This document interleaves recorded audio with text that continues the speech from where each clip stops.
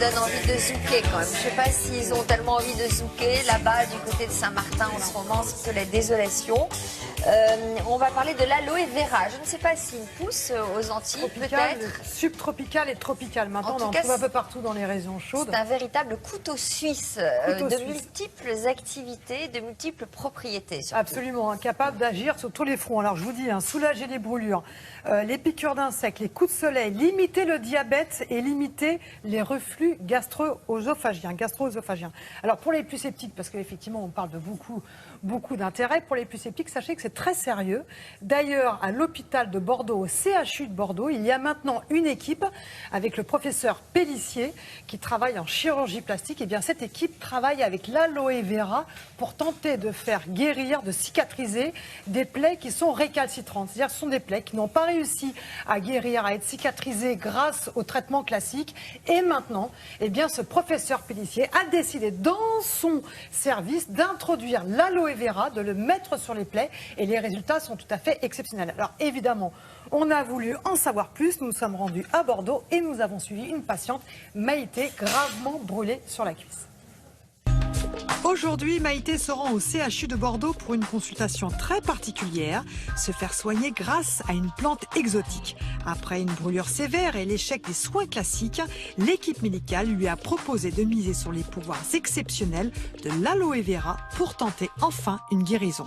Il y a quelques mois, je me suis ébouillantée avec une bouilloire. Je me suis retrouvée avec une brûlure au 3e degré. On m'a proposé donc une greffe parce qu'il n'y avait pas de choix de faire autre chose. Une partie de cette greffe n'a pas pris et la cicatrisation était assez difficile.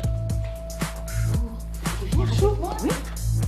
Curieusement, on m'a proposé un soin que je ne connaissais pas du tout. Enfin, je connaissais le nom de la plante qui est l'aloe vera et j'ai accepté. 3 fois par semaine, donc je revenais à l'hôpital pour me faire des soins à l'aloe vera. Ce soin était donc très agréable. Cette crème est onctueuse, très parfumée et de plus, elle hydrate parfaitement. C'est vrai que lorsqu'on a une brûlure, il y a une odeur et avec l'aloe vera, je n'avais plus cette odeur. Une cicatrisation rapide grâce à cette thérapie millénaire, c'était le défi du professeur Pellissier lorsqu'il a tenté cette nouvelle expérience il y a 6 mois. Après 6 mois d'essai, ce qu'on constate effectivement, c'est que la cicatrisation semble s'accélérer. Les pansements sont remarquablement indolores, c'est-à-dire que le changement de pansement est très confortable pour le patient. Et on a également une réduction de l'inflammation de la plaie elle-même, mais surtout des tissus autour de la plaie, ce qui permet une meilleure cicatrisation. Les études précédentes ont montré que l'aloe vera contient des composés extrêmement intéressants, des oligo-éléments ou des facteurs de croissance, qui permettent de booster la cicatrisation tout d'abord, mais également de lutter contre la douleur d'une part, et contre l'inflammation de la plaie et des tissus environnants d'autre part, ce qui le rend donc très intéressant dans la cicatrisation des plaies chroniques. Là, nous en sommes à 3 mois Oui. de plaie. Oui. Et ça fait 3 semaines que nous ne nous sommes pas vus. Oui. Mais c'est guéri. Maintenant, je l'utilise régulièrement pour mon corps et puis pour tous les petits bobos qu'on peut avoir, c'est-à-dire une piqûre, un bleu, etc. quoi. Alors, Sophie, ça ressemble à un cactus, ça n'a rien... Vous ne montrez pas un couteau comme ça, c'est impressionnant. Ça ressemble à un cactus, ça n'a rien d'un cactus. En fait, ça fait partie de la famille de l'asperge et de l'ail.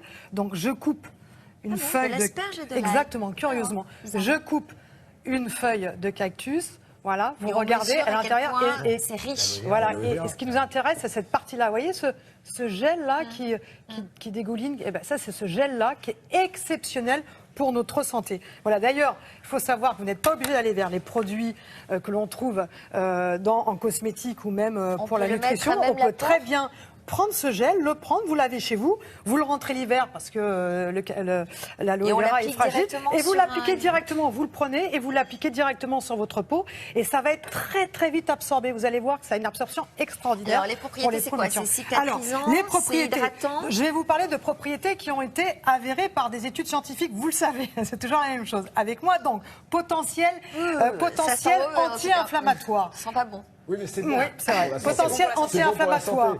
plus anti-inflammatoire que les autres plantes qui sont utilisées contre les coups de soleil. Potentiel sur la glycémie. On sait que quand on consomme de l'aloe vera, eh bien finalement on va rendre l'insuline, cette hormone qui est chargée de limiter le taux de sucre dans le sang, plus efficace. Potentiel contre les troubles digestifs. Pourquoi? Eh bien parce que elle permet de limiter la sécrétion d'acide chlorhydrique dans votre estomac. C'est pour cette raison que maintenant, en pharmacie, vous avez, Sophie, des produits à base d'aloe vera que vous pouvez boire matin et soir, qui sont très efficaces pour les gens qui ont des reflux gastro-œsophagiens et qui ont des brûlures. Et ça marche vraiment bien. Donc ça, vous pouvez le trouver en pharmacie. Vous pouvez trouver des produits maintenant, que ce soit en cosmétique, que ce soit dans les magasins bio. Il faut faire très attention parce que quand j'ai fait mon petit shopping avec Margot, eh bien, nous avons vu qu'il y avait des produits qui étaient mal dosés. C'est-à-dire que quand vous allez choisir, par exemple, certaines boissons, vous voyez aloe vera, 100% bio, super. Sauf qu'il n'y a pratiquement pas d'aloe vera ou très peu d'aloe vera dans ces produits. Et en plus, ils ont rajouté du sucre. Donc, pas d'intérêt. Il faut aller vers des produits de très bonne qualité où vous voyez qu'il y a un minimum 80% d'aloe vera et quand ils ont respecté le process de fabrication pour avoir des bons nutriments dedans. Donc ça, c'est important. Et puis là, pour les peaux matures, pour la beauté, pour hydrater les mains. Et puis ça, c'est pour la santé.